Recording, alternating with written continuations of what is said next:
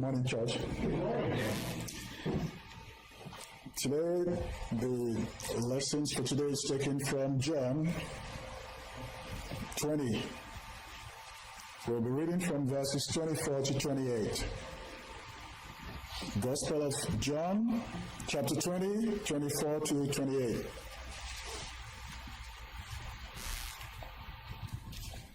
But Thomas, one of the 12, called Didymus, was not with them when Jesus came. The other disciples therefore said unto him, We have seen the Lord.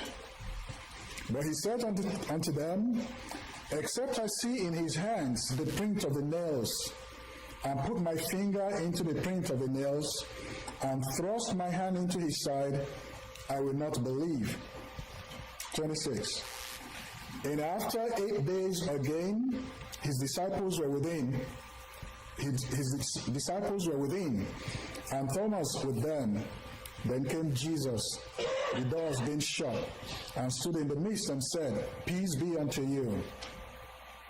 Then said he to Thomas, Reach hither thy finger, and behold my hands, and reach hither thy hand, and thrust it into my side, and be not faithless, but believing. 28, the last verse. And Thomas answered and said unto him, My Lord and my God. Amen.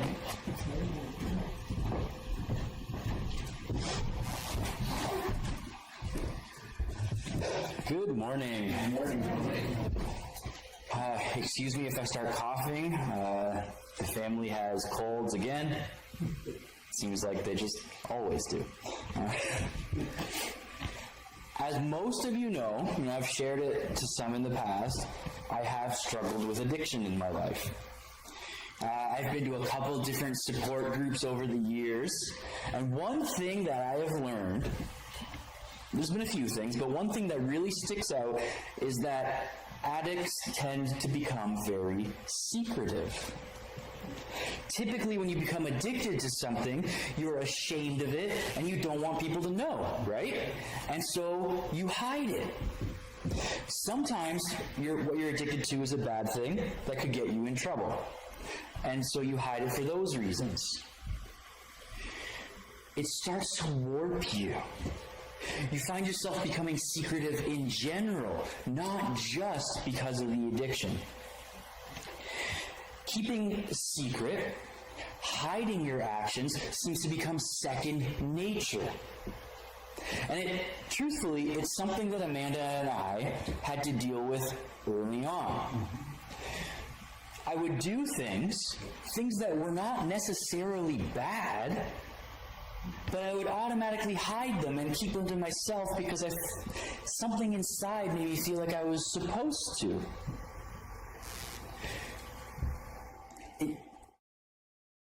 And, we've gotten past it, and I've become better. But when you struggle with an addiction and you start to be secretive about one thing, it starts to take over, right?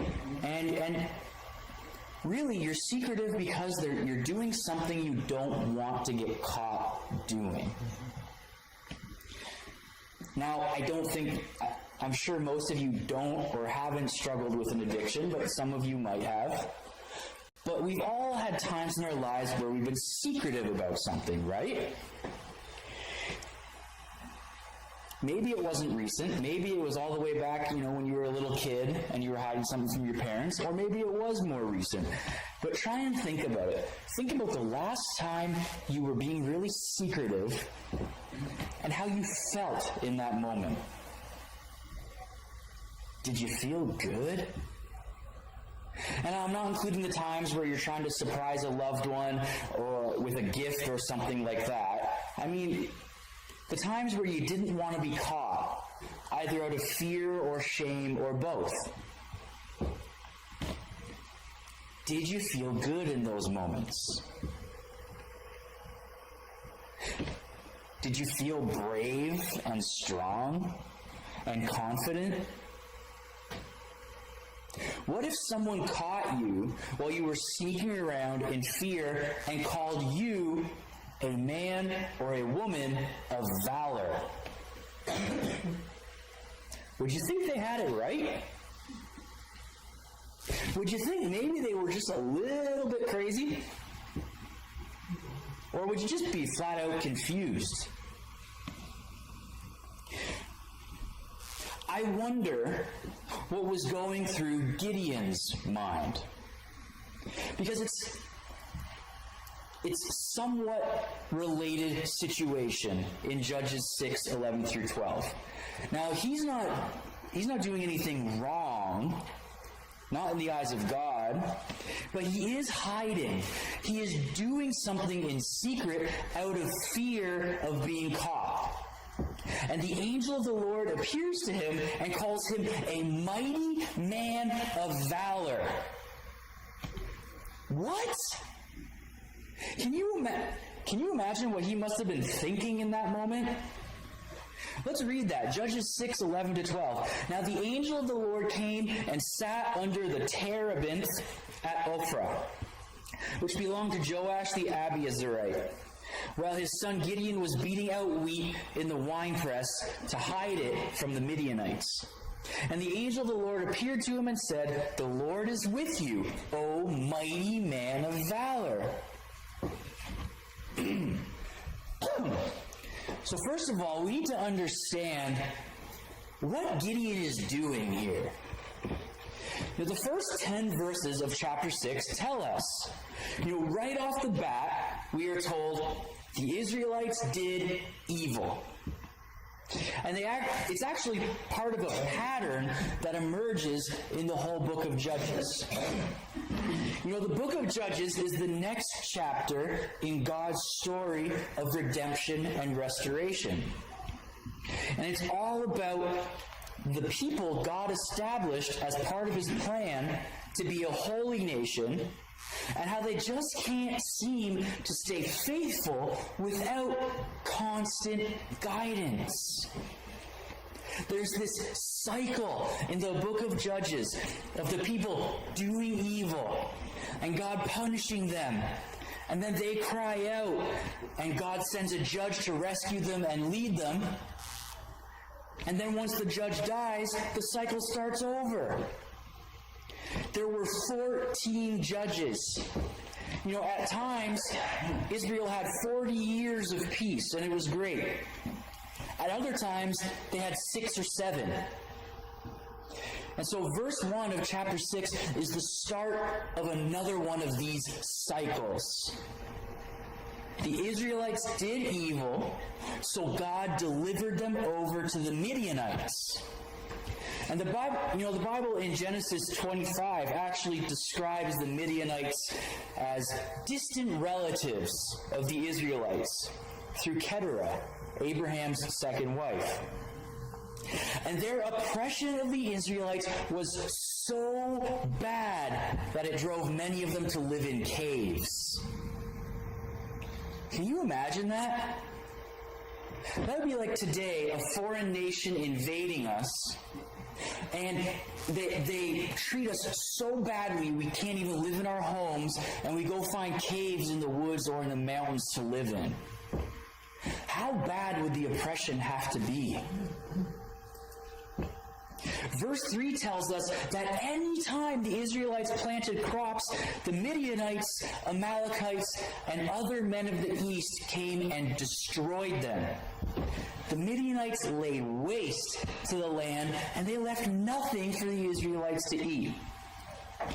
And as usual, the people turn and cry out to God. And so, with that in mind, we come to Gideon, hiding in a winepress, threshing or beating out wheat. You might ask, why in a winepress and not on the threshing floor? Because that's kind of a weird place to do it. A winepress is meant for grapes. But when we take into account the previous 10 verses and what the Midianites were doing to the people, it makes sense. Right? This is the sort of thing the Israelites are forced to do if they want to have any food for themselves. With the Midianites constantly stealing their food, they had to resort to secretive methods for producing it. And so in this moment, Gideon is definitely afraid of getting caught. At best, he's going to lose the food he's working on. At worst, who knows? And at that particular moment, the angel of the Lord appears and says, "The Lord is with you, O mighty man of valor." What? I can't even imagine the shock that Gideon must be feeling. We're going to do a little bit of a word study for a second here. So mighty. The Hebrew word used here is used of a hunter or an impetuous warrior or even a hero. In Daniel 11:3 in a prophecy, it's used of who we think Alexander the Great is. And it's even used in a prophecy about Christ. Right? So, mighty. This is not just an average guy that you call mighty. It can mean a chief or a military leader. And then valor. That means strength and power and might. Particularly a warlike might. It was often used of the leader of an army. The Christian Standard Bible takes this phrase, mighty man of valor, and translates it, valiant warrior. Very similar, but just another way to see it. So, taking that into account and what those words mean, do you think that Gideon felt like those words applied to him? Hiding in a winepress to beat wheat? Do you think he felt like a hero, a warrior, a leader of armies? Gideon doesn't really buy it. He says, if God really is with us, why has all of this happened? And how can I deliver Israel? My family is the weakest of the families, and I'm the youngest in my family, meaning probably the weakest and least qualified. And here's the thing that we need to realize. God sees beyond Gideon's current situation. He sees the real Gideon. He sees the potential there, the man that he is going to make Gideon into. God does that a lot with the judges and in the Old Testament, and even the New. He takes people who you think, there's no way. And he transforms them into these leaders, these people. He uses them for great things. He sees who he's going to make them. In Gideon, he sees the valiant warrior, the mighty man of valor that he is going to make him, rather than the man hiding in a winepress. And God sees the real you as well. The person that he is continually making you into. And there is a plan for you beyond any doubt you have or feelings of unworthiness. And so, doubt seems to be a big theme in this chapter. God uses Gideon in chapters 6 through 8 of Judges to do some amazing things. But Gideon seems to be full of doubt and fear. He repeatedly asks for signs or proof. And yet God still sees him as this mighty man of valor. God still makes Gideon into a valiant warrior and uses him to free and lead the people. This is just a really interesting story, and I want us to explore it further. We're going to see that Gideon's shortcomings don't slow God down at all. God actually seems to be accommodating. So barely 30 seconds into his first encounter with God, Gideon says, you know what, give me a sign. Now it's important to note that he may think he's just speaking to a prophet at the moment, which will make sense of the surprise he expresses at the end of the encounter when he realizes it was the angel of the Lord. But it's also important to realize he is very respectful about his requests. He says, if I have found favor, please don't leave me. Let me bring my gift to you. It's very respectful. And so Gideon goes, he prepares a goat and some unleavened bread and some broth. And then Judges 6:20-21 says, the angel of God said to him, take the meat with the unleavened bread, put it on this stone, and pour the broth on it. So he did that. And the angel of the Lord extended the tip of the staff that was in his hand and touched the meat and the unleavened bread. Fire came up from the rock and consumed the meat and the unleavened bread. Then the angel of the Lord vanished from his sight. It's in that moment that Gideon realizes this is actually an angel of the Lord. And he kind of starts to get worried about it. But God reassures him, it's okay, you're not going to die. And this sign seems to be enough for Gideon at the moment. So Gideon builds an altar and he gets to work. He does what God tells him. He goes and he tears down an altar of the false god Baal, belonging to his father's house, and cuts down the Asherah pole next to it. This story shows that the eradication of idolatry and sin starts at home. It starts with his father's household before he moves on to the rest of the nation. But he tears down this altar to Baal and the Asherah pole. Now, the word Asherah meant both a Canaanite fertility goddess and the wooden pole that symbolized her. Most of the time, the word in the Bible is talking about the pole used in that worship. So he tears down that pole and the altar, and then, in its place, builds an altar to God. And then he sacrifices one of his father's bulls as a burnt offering to the Lord, and on top of it, he uses wood from the Asherah pole to burn it. Now, even though God gave him a sign, Gideon still seems a little bit scared.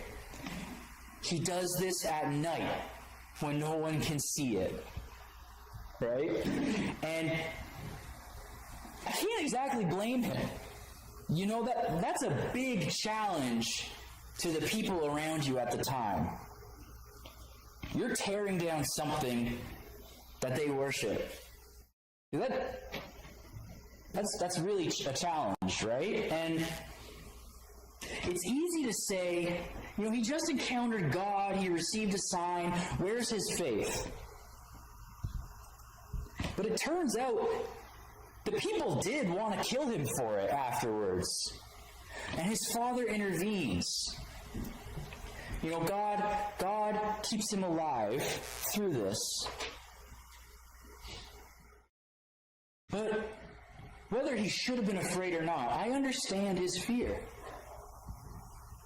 And I'm sure we all do. When we challenge idolatry in the world, we can put a target on us, right? But God doesn't seem to hold Gideon's fear against him. He doesn't mention it. And so just when you think things are going well, all right, Gideon's survived this encounter, he's obeying God. Suddenly all the Midianites and the Amalekites and what the Bible says is the people of the east, they cross over the Jordan. It's looking like war. And so God compels Gideon to summon his tribe to him and to send messengers out to gather more people. Gideon seems to backtrack a little bit here. The doubt seems to come back up. Judges 6:36 through 38 says, "Then Gideon said to God, 'If you will deliver Israel by me, as you said, I will put a wool fleece here on the threshing floor. If dew is only on the fleece and all the ground is dry, I will know that you will deliver Israel by me, as you said.' And that's what happened. When he got up early in the morning, he squeezed the fleece and wrung the dew out of it, filling a bowl with water." Even after challenging the people in his village, and God bringing him through it, it seems like he still can't quite believe that God's going to use him to deliver his people. And so he asks for something that is actually pretty crazy. In the morning, dew usually covers everything if there's dew, right? And so for the ground itself to be free from dew and the fleece soaked, that's a pretty remarkable ask. And God does it. But Gideon still seems a little bit nervous. Remember, this is the guy we found hiding in a wine press, right? He's having normal human reactions. He's worried. And now God is telling him he's going to lead an army and deliver the people. I would feel pretty inadequate myself. But God sees beyond that. And so Judges 6:39 to 40 says, "Gideon then said to God, 'Don't be angry with me. Let me speak one more time. Please allow me to make one more test with the fleece. Let it remain dry, and the dew be all over the ground.' And that night God did as Gideon requested. Only the fleece was dry, and dew was all over the ground. Respectfully but boldly, Gideon asks for yet another sign. Just in case that first sign was a fluke, he asks for the exact opposite to happen. This time, let's have the ground be wet and the fleece dry. Which is really an equally remarkable thing, right? Anytime I've accidentally left something out overnight, it is just saturated with water come morning. And yet God does it. The ground is wet, the fleece is dry. And so we finally reach a point where, these three signs he's received seem to be enough for Gideon. In chapters 7 through 8, Gideon, he trusts the Lord, and God uses him to do some pretty amazing things. Gideon goes along and is shown to be, now, a valiant warrior. He defeats their enemies because of God with 300 men. The opposing army is described as settled in the valley like a swarm of locusts, and their camels as innumerable as the sand. So Gideon's army starts out with about 32,000 people, and yet God has Gideon send home men until there's only 300 left. And God made sure they won. And the people are so excited they want to make Gideon their king, their leader, which Gideon turns down. But they see him now as God saw him. And then Israel has 40 years of peace, and it says Gideon had 70 sons. It's crazy.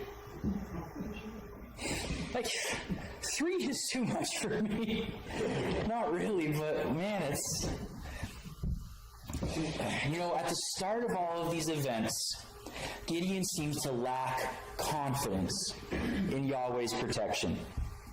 And he makes these repeated requests for signs, which really suggest doubt and uncertainty rather than faith. And, reading that, we might expect God to get angry or impatient. But the opposite happens. God doesn't condemn Gideon's uncertainty.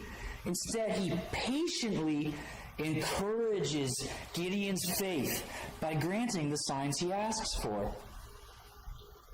And we shouldn't forget that in Exodus chapter 4, when Moses expresses some doubts, God gives him a sign.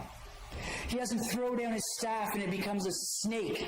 And then when he grabs it again, it's a staff. And let's not forget Thomas in the New Testament. John 20, 24-28. But Thomas, called Twin, one of the 12, was not with them when Jesus came. So the other disciples were telling him, "We've seen the Lord." But he said to them, "If I don't see the mark of the nails in his hands, put my finger into the mark of the nails, and put my hand into his side, I will never believe." A week later, his disciples were indoors again, and Thomas was with them. Even though the doors were locked, Jesus came and stood among them and said, "Peace be with you." Then he said to Thomas, "Put your finger here and look at my hands. Reach out your hand and put it into my side. Don't be faithless, but believe." And Thomas responded, "My Lord and my God." I don't know about you, but for a long time, I tended towards condemning and judging Thomas. Why didn't he have faith? Why did he doubt when the others didn't? And I think we tend to forget two things here. Thomas's reaction is actually the far more normal reaction than everyone else's, and most likely would have been most of ours. And the other thing, Jesus doesn't condemn him. Jesus patiently encourages Thomas's faith by giving him what he needs.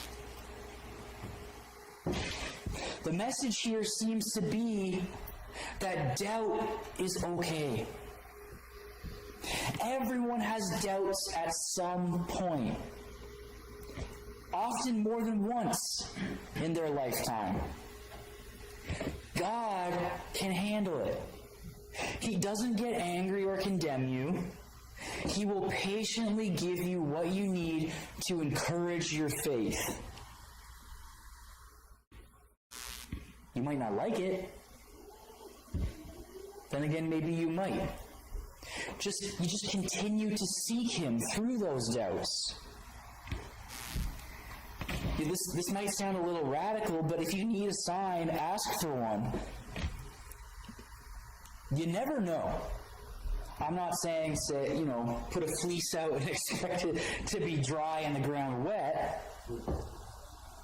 And I know asking God for a sign probably brings to mind the passages about don't test God, right? And so let's take a quick look at those for a second and see what's going on there. Deuteronomy 6:16 says, "Do not test the Lord your God as you tested him at Massa." And Matthew 4:7, Jesus quotes that, and it says, Jesus told him, "It's also written, do not test the Lord your God." This is a case where context is actually pretty important. Deuteronomy 6:16 is referencing the events of Exodus 17, where it says, the people grumbled and quarreled, and they demanded water of God, which God did give. But verse 7 says that place was named Massa because they tested God by saying, "Is the Lord among us or not?" They knew he was. This is a deliberate act of rebellion and disloyalty. They weren't respectfully asking for a sign because their faith was struggling. They were demanding provision because of their selfishness. And in Matthew 4:7, Jesus quotes Deuteronomy in response to one of the temptations of the devil.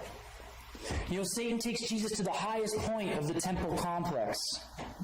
He misuses Psalm 91 to try and convince Jesus to throw himself off. He tempts Jesus to test his sonship against God's promise to protect his own people. And it's a very similar situation to what happened in Exodus. The temptation to demand a miraculous protection as proof of God's love. Israel failed and was commanded not to test God that way again. Jesus passed by remembering that command in Deuteronomy. And so, there's a difference here. Testing God involves like a demand, and it's sinful. Demanding God to do something to prove that he cares about you, it's trying to manipulate him into a situation where he has to do something, and it's wrong. You can't manipulate God. But asking for a sign is different. And it's okay. The pattern we see around these signs is that someone is struggling with doubt. And they desire to please God. They want to believe, but they're having a hard time. And God gives them what they need to help their faith.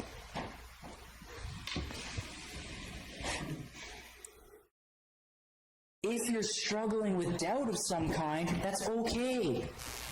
We see in these stories that doesn't seem to bug God. He is patient with those people, so don't be ashamed. And ask God for help. And I need to be very clear. I can't guarantee you're going to get a miraculous sign. But maybe God will speak through a friend who delivers a kind word that you need at the right moment.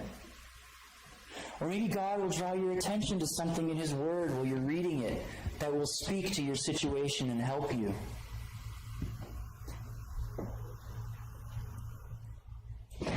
It's okay to ask God for help. If you're doubting or struggling, it's okay to say, God, I need help. I need a sign.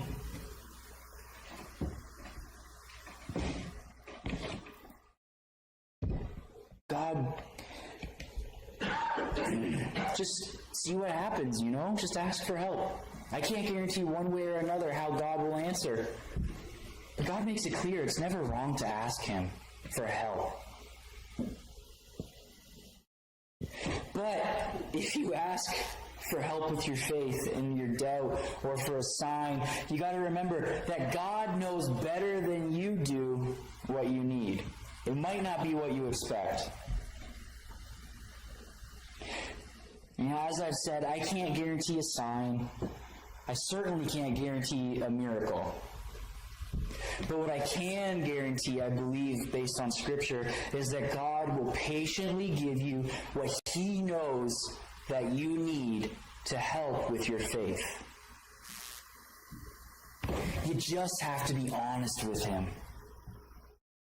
Don't try white-knuckling through it on your own.